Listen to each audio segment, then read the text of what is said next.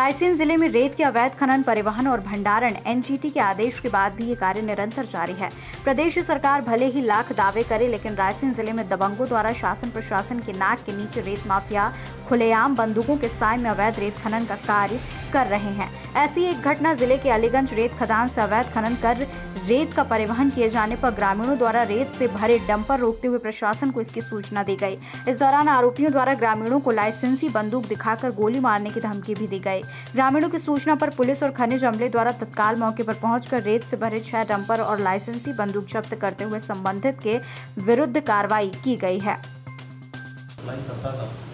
जिसके कारण से गांव की सड़क प्रभावित हो रही थी और गांव वालों का ये कहना है कि डंपर के कारण से उनके यहाँ जान माल का भी खतरा है। इस बात पर उन लोगों ने रास्ता रोक लिया था। जैसे ही दोनों पक्षों के बीच में तनाव की स्थिति बनी और उसकी सूचना पुलिस को मिली तो राजस्व के अधिकारी, माइनिंग के अधिकारी और पुलिस के अधिकारी मौके पर पहुंच गए थे। उसके बाद दोनों पक्षों को समक्ष में सुना है, समझाइश भी दी है।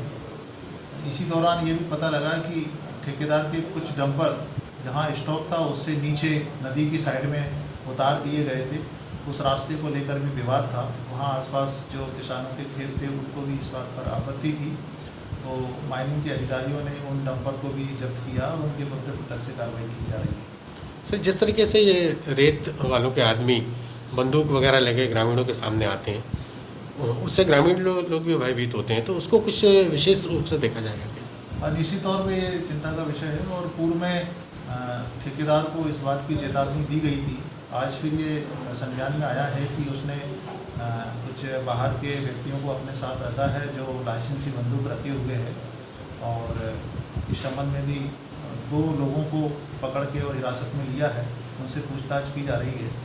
आगे उनके विरुद्ध कानूनी कार्रवाई भी की जाएगी। कुछ एफआईआर वगैरह दर्ज की गई? अभी इस बात का परीक्षण किया जा रहा है। 2 लोग जो ठेकेदार के साथ पाए गए थे उन दोनों के पास लाइसेंसी बंदूक है। फिर भी इस बात का परीक्षण किया जा रहा है। रायसेन से राजू प्रजापति की रिपोर्ट।